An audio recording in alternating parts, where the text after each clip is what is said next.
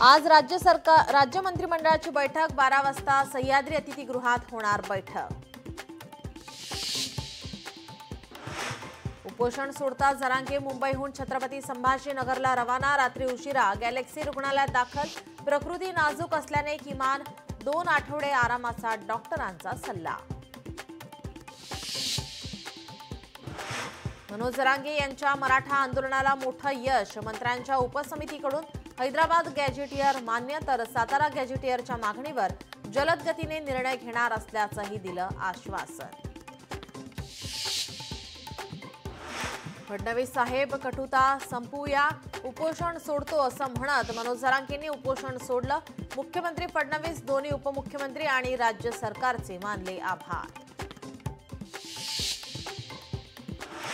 आरक्षणासंदर्भातील बहुतांश मागण्या मान्य झाल्याने जरांगेंच्या डोळ्यात तरळले आनंदाश्रू। मराठा आंदोलकांसमोर जरांगे झाले भावुक। मराठा समाजाच्या हिताचा तोडगा निघाला। जरांगेंनी उपोषण मागे घेतल्यानंतर मुख्यमंत्री फडणवीसांची प्रतिक्रिया। हैदराबाद गॅजेट लागू करण्याची आमची आधीपासूनच तयारी होती, फडणवीसांनी केलं स्पष्ट। राज्य सरकारने बहुतांश मागण्या मान्य केल्याने मुंबईत मराठा समाजाचा जल्लोष। गुलाल उधळत फटाक्यांची आतषबाजी करत केला जल्लोष साजरा।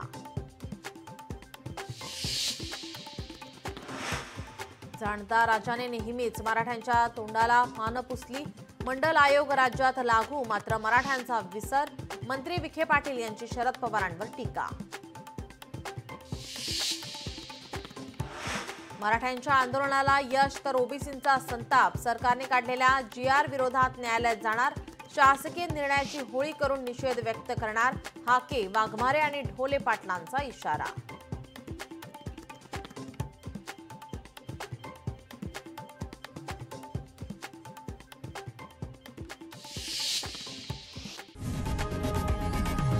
लोकशाही मराठी ऐका, पहा, जागरूक रहा।